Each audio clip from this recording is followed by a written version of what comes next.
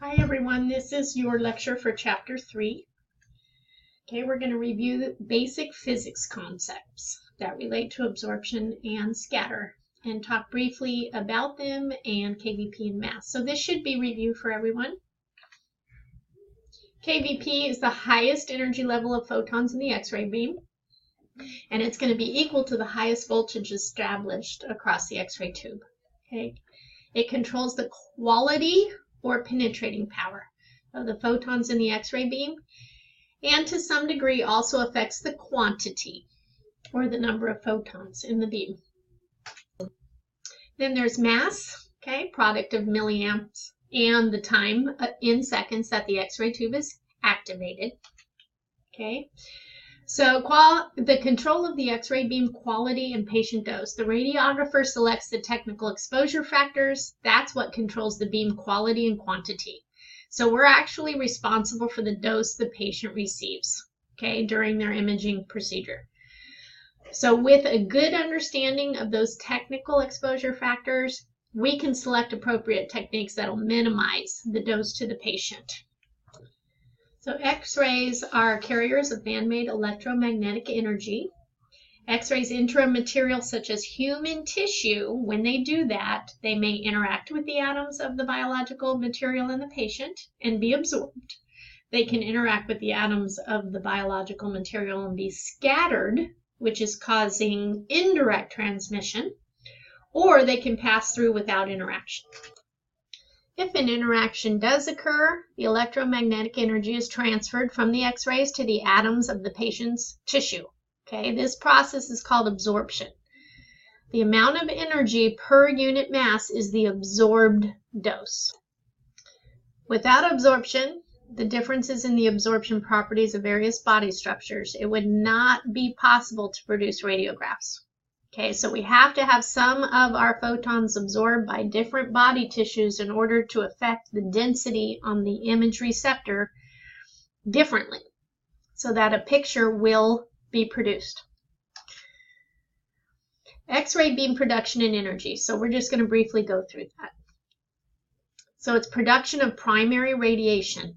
A diagnostic X-ray beam is produced when a stream of very energetic electrons bombards a positively charged target in a vacuum glass tube. The anode or the target, the composition is usually made of tungsten and a tungsten rhenium, a metal alloy. And the reason that those items are used, or those materials are used, is they're high melting points with high atomic numbers. Okay, this is the X-ray tube. You guys have seen this a lot. Be able to label everything on this slide. Okay, primary radiation is the X-ray photon beam that emerges from the X-ray tube directed towards the image receptor. Energy of photons in a diagnostic X-ray beam. Now, not all the photons in the beam have the same energy. You remember that from physics. The most energetic photons in the beam can have no more energy than the electrons that bombarded the target. Okay? The energy of the electrons inside the X-ray tube is specified in terms of electrical voltage. And that's something that you decide as the radiographer. In diagnostic radiology, the voltage is expressed in thousands of volts or kV.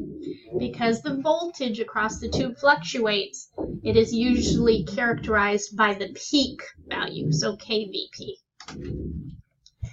Attenuation. This is direct and indirect transmission of X-ray photons. When an X-ray beam passes through a patient, it goes through a process called attenuation. Some primary photons will go through the patient's tissue without interacting at all. That's called direct transmission. They'll just go right through and hit the image receptor. So these X-ray photons reach that image receptor plate, and that's what helps form the dark parts of your radiograph. Other primary photons will undergo Compton and/or coherent interactions. As a result, you might have some scattered or deflected, and they lose energy when they do that. Okay, now talking about attenuated photons. This is actually figure 3.3 or 3-3 in your book. I apologize for that, but this whole section starts with figure 3-1, okay? And it is explaining the primary exit and attenuated photons in an illustration. So the primary exit and attenuated photons, number 1, 2, 3, and 4, right up here, if you look at this slide at the top in the tube area, right here. 1, 2, 3, and 4, okay, are photons that emerge from the X-ray source. The exit or image formation photons, those are the ones that actually hit the image receptor. So in this illustration, they're using number 1 and number 2 to show you how they go right through the tissue without any interaction, so no interaction, and hit the image receptor. Or they go through the tissue and do interact and are deflected slightly, so they are calling this one a small angle scatter, hits the image receptor. Okay, these are the ones that actually interact and help with image formation. They're called exit photons. So these are photons that pass through the patient being radiographed and reach the IR. The attenuated photons that are illustrated with 3 and 4 are the photons that interact with atoms of the patient's tissue and are either scattered or absorbed in a way that they do not ever reach the image receptor. Now I know this little arrow points right here at the edge of the receptor, but it should be pointing off. Okay, so these two are supposed to be illustrating how they come through. The photon comes through, hits the biological tissue, and is deflected with a wide angle outside of the range of the image receptor. Okay, and then number 4 shows you what happens when it interacts with biological tissue and it is absorbed. Okay, and as a result, those photon types that are absorbed by the tissue or deflected away out of the tissue off of the IR are called attenuated photons. So we have exit photons and attenuated photons. So now we're going to talk about probability of photon interaction with matter. It's very random. It's impossible to predict with certainty what will happen to a single photon when it enters human tissue. However, it is possible to predict what will happen on the average when a large number of photons enter the human body. And this is more than adequate to determine the characteristics of the image that results. So there's a table 3-2 in your book that they are referencing that shows the factors that influence the probability of interactions in matter. Now, if that's of interest to you, go ahead and take a look at it. It lists it by photon energy, atomic number, electron density. I will not be testing you on that table. It's just extra information.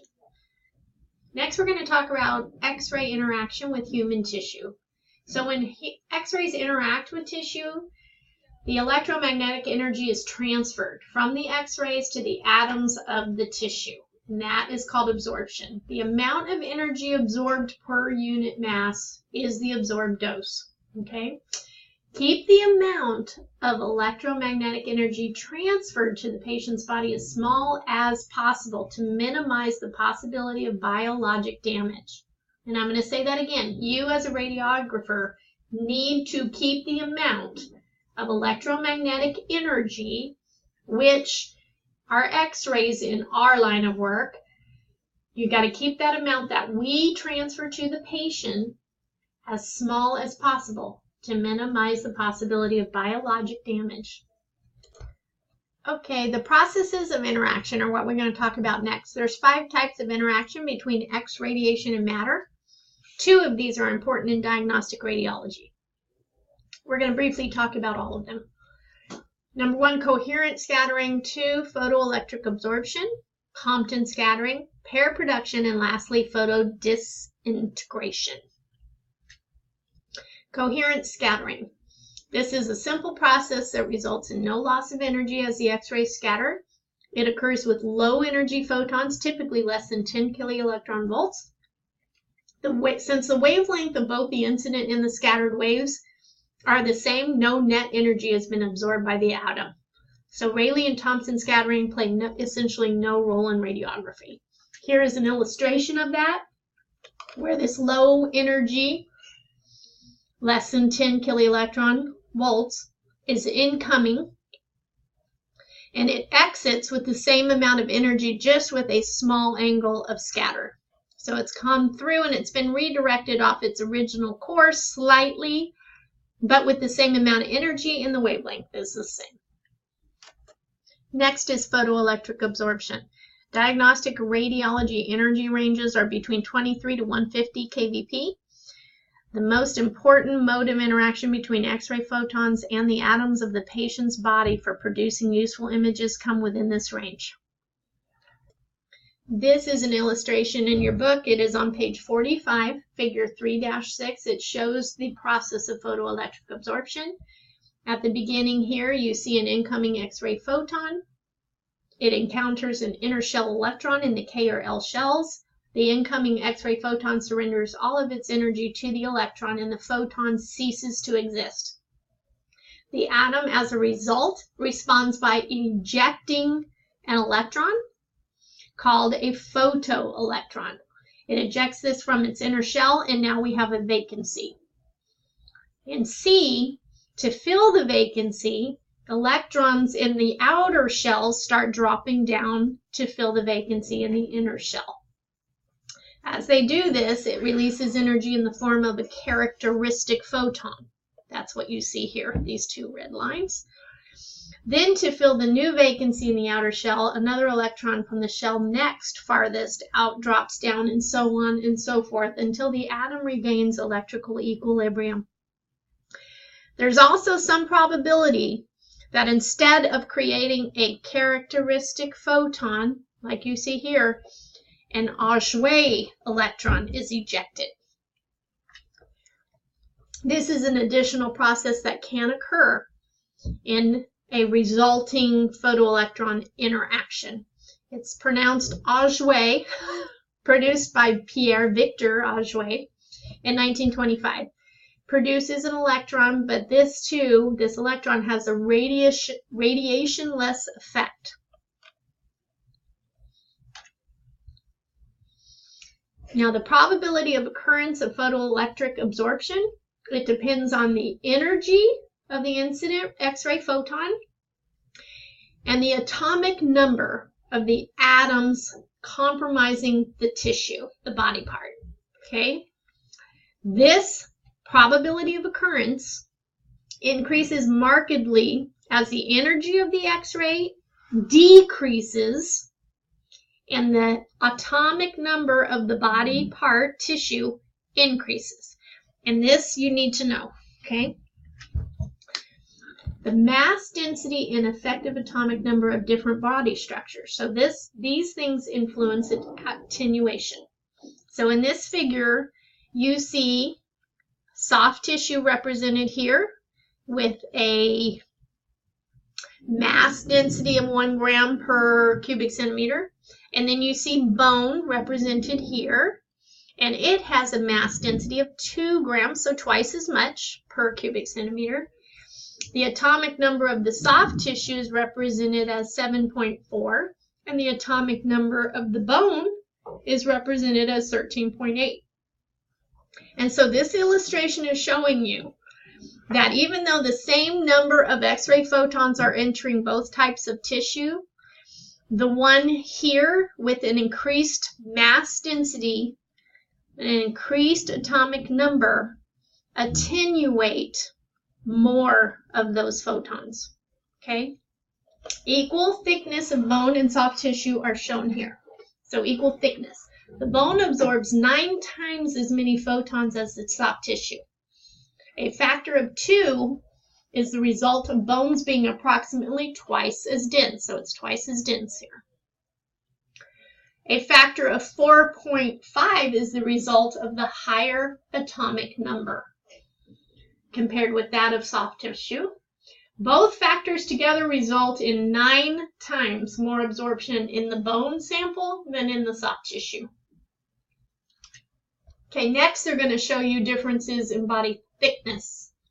Okay, body thickness is approximately linear. So in the example shown here, you have a mass density of 1 still, and a mass density of double that in the bone. The atomic numbers are still the same, but now you have a thickness twice as much as the bone. The soft tissue is twice as thick.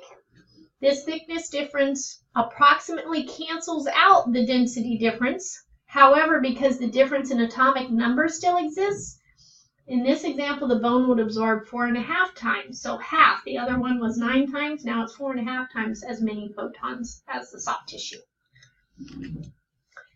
Effects of attenuation on radiographic images. So the less a structure attenuates radiation, the darker the image will be, and vice versa. So the more X-ray is attenuated, the brighter the resultant image. An image must have a sufficient amount of variation between those two things to clearly visualize anatomic structures. The impact of photoelectric absorption on contrast. The greater the difference in the amount of photoelectric absorption, the greater the contrast in the image. As absorption increases, so does the potential for biological damage, however. To ensure both image quality and patient safety, we need to know how to choose the highest energy X-ray beam that permits adequate radiographic contrast for CR, DR, and regular radiography.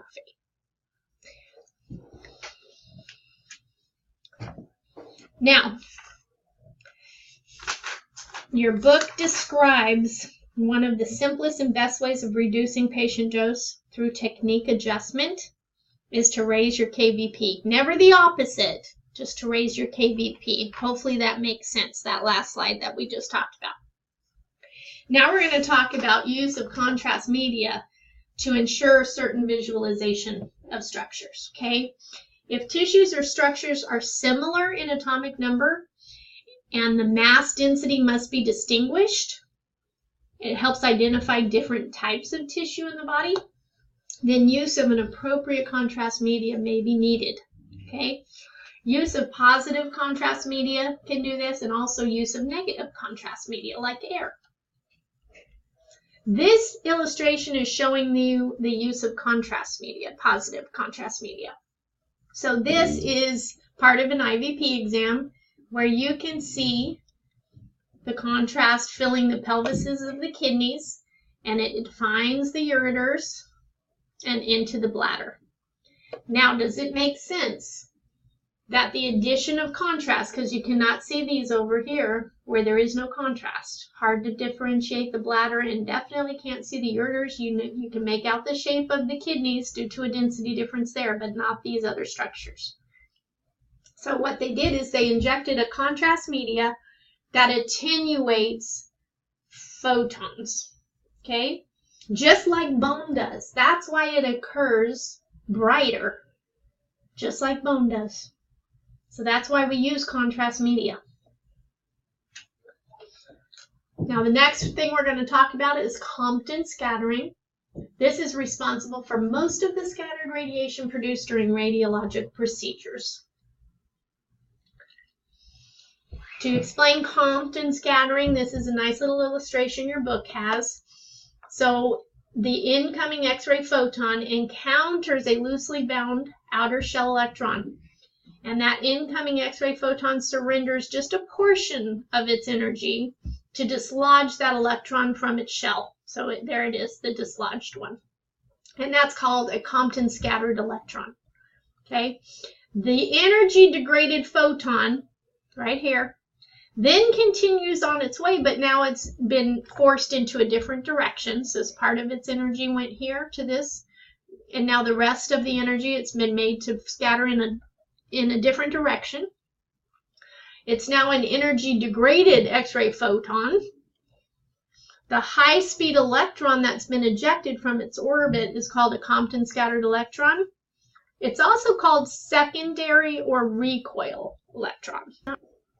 Now we're going to talk about pair production, and this is a good illustration for that. So pair production takes high energy. Okay, so an incoming X-ray photon needs to be at least 1 mega electron volts, or 1,000,000 electron volts. So 1 mega electron volt. This incoming photon strongly interacts with the nucleus of the atom of the irradiated tissue and disappears. In the process, the energy of that photon is transferred into 2 new particles, a negatron right here, and a positron. The negatron eventually just recombines with any atom that needs another electron. The positron, however, interacts destructively with the nearby electron and they annihilate each other. Okay, during this interaction, though, they create energy. Their rest masses are converted into energy, which appear in the form of a pair. Two photons moving in opposite directions. So this incoming X-ray photon is responsible in this process of pair production, creating a pair of photons that are half the energy to what it was. So now there's two. Okay? And lastly, your book on page 54 touches on the process of PET. In PET imaging, the source of positrons are injected radionuclides. They are unstable because the nucleus contains too many protons.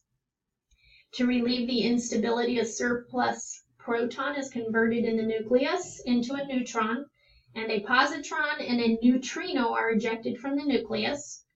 The emitted positron interacts with a local electron, and they annihilate each other, and they produce a pair of, and what the pair is called in PET imaging is annihilation photons. And these annihilation photons are intercepted by a ring of detectors in the PET scanner that are surrounding the patient. Okay, so that's how this process is utilized in PET imaging. Now, to go into photodisintegration, an interaction that occurs at more than 10 mega electron volts in high energy radiation therapy treatment. Okay, it's a different process of photodisintegration.